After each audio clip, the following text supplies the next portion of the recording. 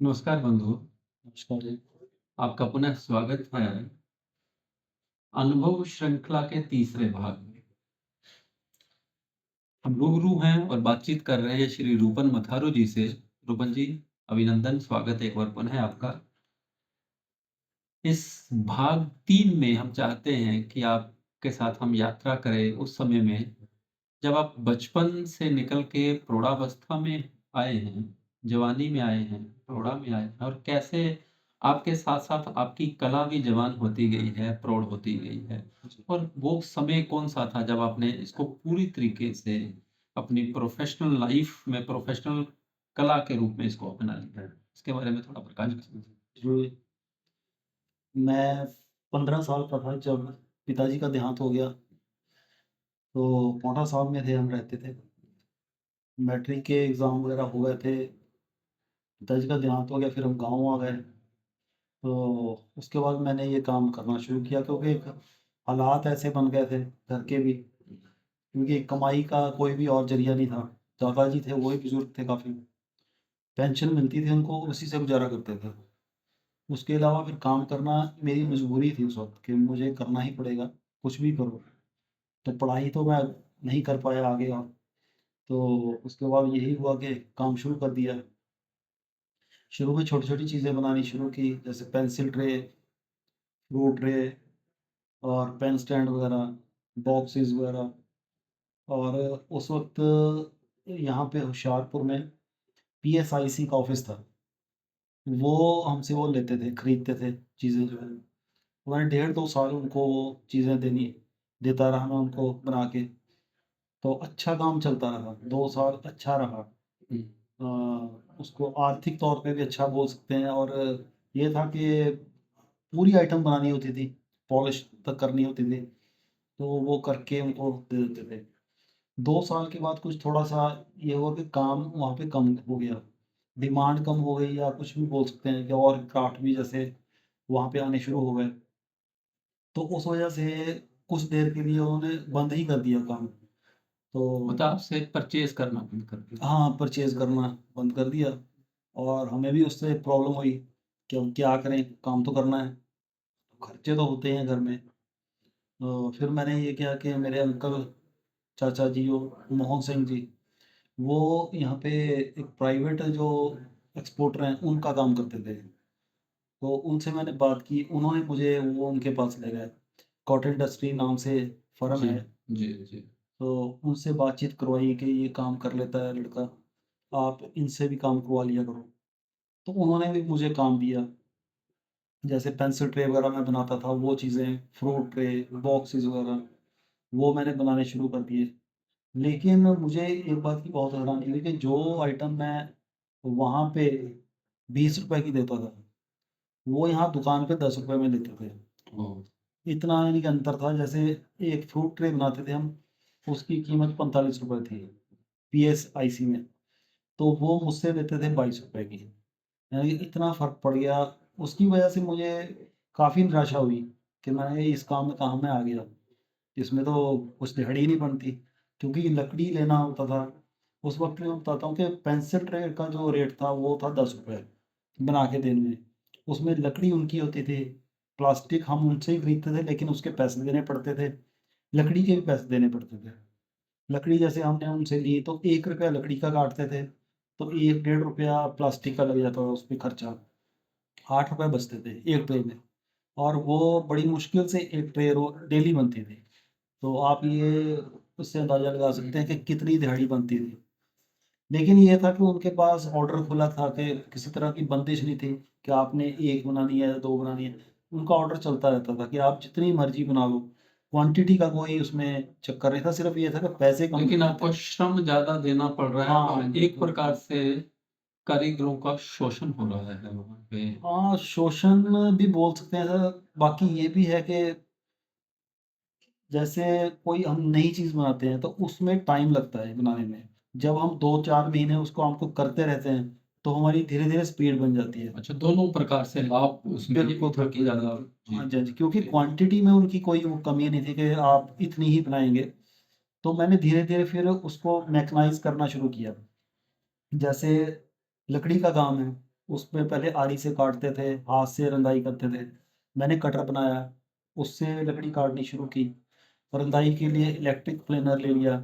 उससे थोड़ा-सा मेरा जो है काम का जो करने की स्पीड बढ़ गई। इनले तो चलो हाथ से करना ही पड़ता था। इसकी प्रेरणा आपको कहाँ से मिली जो आपने इनोवेशन की है, उसको मैकेनाइज़्ड किया है अपने इंस्ट्रूमेंट्स को, ये स्वतः प्रेरणा थी आपको? हाँ, ये बोल सकते हैं कि वो बोलते हैं ना कि आवश्यकता ही आविष्कार की जननी है। जी, जी, जी, जी। तो मुझे उस वक़्त ज़रूरत महसूस होती थी कि वो तो रेट बढ़ा नहीं रहे। मैं यही कर सकता हूँ कि इसमें अगर मेरे 5 मिनट किसी काम में लग रहे हैं तो मेरे 2 मिनट लगे, जी। तभी मुझे उसमें दिहाड़ी बन सकती है। तो मैंने इसी सोच को आगे रख के हुँ। तो वो बनाया था कटर वगैरह। तो उससे काफ़ी मुझे लाभ हुआ और जैसे बॉक्सेस उन्होंने फिर बनवाने शुरू किए। उसमें भी मेरी जो स्पीड थी बहुत ज़्यादा थी बाकी कारीगरों से। अगर कोई जैसे एक दिन में 1 बॉक्स बनाता था, तो मेरे 5 बनते थे। वाह! इतना फ़र्क था मेरे काम में। जितना मैंने आपके कार्य को देखा है, जितना महीन कार्य आप करते हैं, शायद दूसरे को मैंने इतनी हाँ जी, हाँ महीनता जी। और इतने कौशल से कार्य करते हुए नहीं देखा है। हाँ जी, हाँ तो जी। क्या उसी समय आपका अलग सिग्नेचर, आपकी अलग पहचान बनना शुरू हो गई? नहीं, उस वक़्त तो सिर्फ़ वही था कि काम ज़्यादा से ज़्यादा करूँ और ज़्यादा से ज़्यादा पैसे कमाऊँ। जी। इसके अलावा कोई कला की सेवा या कुछ अच्छा काम करना, वो उस वक़्त मेरे ये दिमाग भाव में अभी तक कुछ भी नहीं नहीं है। था। जी। सिर्फ़ एक था कि कमाई करनी है, वो भी ज़्यादा से ज़्यादा और उसी में लगा रहा मैं।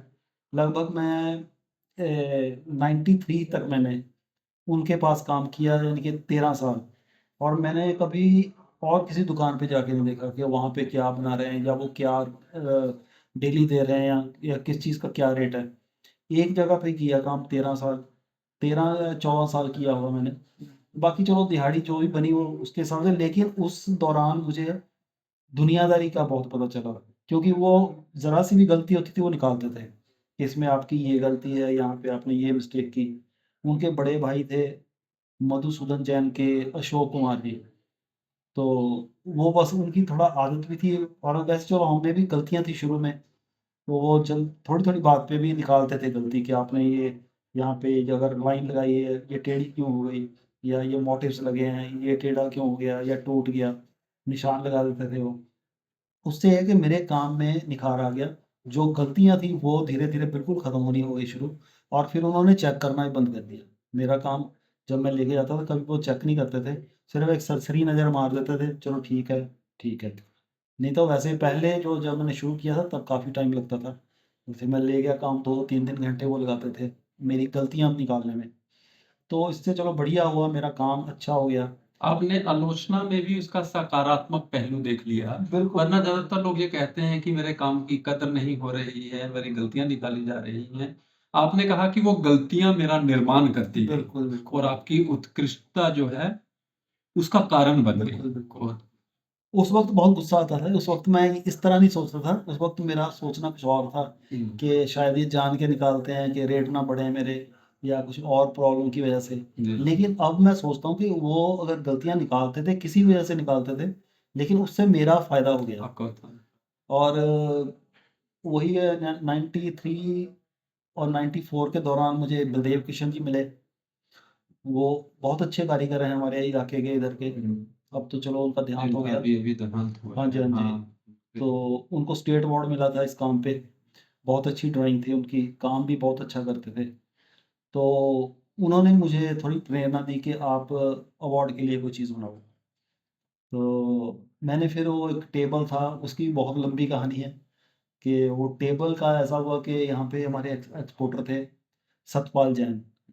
उन्होंने मुझसे बोला कि एक टेबल बना के दो, ओवल शेप में। तो मैंने वो शुरू कर लिया, मेरे पास लकड़ी वगैरह पड़ी थी। शुरू कर लिया, काम किया उस पे। मेरा डेढ़ 2 महीने उस पे लग गए। अच्छा काम उन्होंने बोला था, बारीक काम ज़रा करना है, जो मार्केट में चलता है उससे बारीक हो और देखने में सुंदर लगे, नया डिज़ाइन हो, बॉर्डर वगैरह अच्छा बना हुआ हो। तो मेरे डेढ़ 2 महीने लगे उस पे, वो बनाया हमने। बनाने के बाद जब मैं लेके गया, तो अब पता नहीं उनके दिमाग में क्या था कि क्या सोच रहे थे वो, कैसा चाहिए उनको। शायद मेरा वो उनको वो डिज़ाइन या वो चीज़ अच्छी नहीं लगी, उन्होंने मना कर दिया कि अच्छा। जो मैं सोच रहा था वो नहीं बना ये, तो इसलिए मैं ये खरीद नहीं पाऊँगा। तो मजबूरन मुझे वो वापस लेना पड़ा क्योंकि उसमें लकड़ी भी मेरी लगी हुई थी, प्लास्टिक वगैरह जो भी मटेरियल था मेरा खुद का लगाया था, टाइम भी मेरा लगा हुआ था। मैं ले आया, चलो निराशा तो बहुत हुई। उसके बाद घर पड़ा रहा टेबल, काफ़ी काफ़ी देर पड़ा रहा वो। मैंने सोचा शायद कोई घर कस्टमर आएगा तो उसको दे देंगे, लेकिन ऐसे भी नहीं हुआ। फिर यही हुआ कि कॉटन इंडस्ट्री वाले जो हैं हमारे, उनको मैंने वो दे दिया कि आप ये रख लो। उन्होंने भी रख लिया वो अपनी दुकान पे। उन्होंने बोला कि कितने पैसे लेंगे आप? मैंने कहा मेरी जो मेहनत हुई है उसके हिसाब से मुझे कम से कम 2500 रुपये चाहिए इसके। तो उन्होंने बोला कि इतने पैसे तो हम नहीं दे पाएंगे, ना हम इतने में खरीद सकते हैं। ये आप किस सन की बात कर तो रहे हैं? सर 1994 फोर की बात आई, जी। सॉरी सर 1987 की बात आई।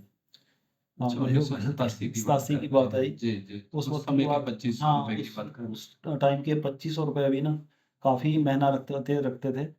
तो मैंने वो उनको दे दिया। उन्होंने बोला कि ऐसा करो आप यहाँ छोड़ जाओ, अगर बिक जाएगा तो हम आपको पैसे दे देंगे 2500 रुपये, अगर नहीं बिकेगा तो आप वापस ले जाना। वहाँ पे भी पड़ा रहा 1 डेढ़ साल, तो वो नहीं बिका। वो शायद कुछ और ही उसका होना था। मैं उठा के ले आया, उसी दौरान स्टेट अवार्ड के लिए जो एंट्रीज है वो मांगी गई थी। ये 87 89 88 की बात है। तो मैंने वो चंडीगढ़ भेज दिया, चंडीगढ़ डिज़ाइन सेंटर में उस वक्त एंट्रीज जाती थी। जहाँ सिलेक्शन होती थी हाँ जी, हाँ स्टेट जी, हाँ अवार्ड जी। के लिए। जी। वहाँ पे भेज दिया।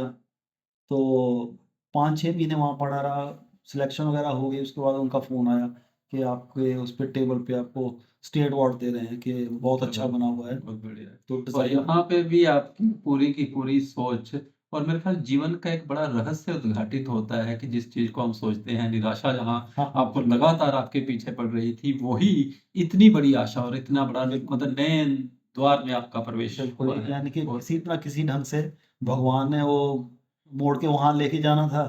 लेकिन वो ये मैं सोच सकता हूँ कि वो अवार्ड बाद में मिलना था, बन पहले गया। हुँ, तो जो इंतज़ार का टाइम था वो दुकानों पे पड़ा रहा, वो यही हुआ। हुँ, तो उसके बाद फिर चलो उस पे डिक्लेयर हो गया कि स्टेट अवार्ड मिलेगा आपको। तो उन्होंने 5000 रुपया जो है उस पे कैश प्राइज़ दिया टेबल पे, और वो मैं टेबल वापस ले आया क्योंकि वो रखते नहीं हैं, वो तो बस कैश प्राइज़ देते हैं और एक मोमेंटो होता है। फिर मैंने आके होशियारपुर, वो हमारे एक और यहाँ पे डब्बी बाज़ार में दुकानदार हैं, उनको दिखाया। तो उन्होंने बोला चलो आपने कितने पैसे लेने हैं? तो मैंने बोला भाई, क्योंकि अब टाइम काफ़ी हो गया था बने हुए, 3-4 साल हो गए थे। तो पहले 2500 था मेरे, मैंने बोला 5000 रुपया चाहिए इसका। तो उन्होंने मुझे 4000 दे दिया उसका। तो मुझे दोनों तरफ से फ़ायदा हो गया, उसकी कीमत भी अच्छी मिल गई और अवार्ड भी मिल गया। उसके बाद बस चलता रहा इसी तरह निरंतर जो है। आपकी आप कितने स्तरों पे आप सम्मानित हुए हैं? राज्य स्तर पे भी, फिर जी, भारत सरकार के नेशनल मेरिट सर्टिफ़िकेट और नेशनल अवार्ड और फिर शिल्प गुरु अवार्ड। हाँ जी, हाँ जी। उस पूरी यात्रा को हम नए भाग में ठीक इसको है। कवर करेंगे। हाँ जी, हाँ जी। तो मिलते हैं नए एपिसोड में। अपनी टिप्पणियाँ, अपनी प्रतिक्रियाएँ अवश्य दीजिएगा। नमस्कार। नमस्कार।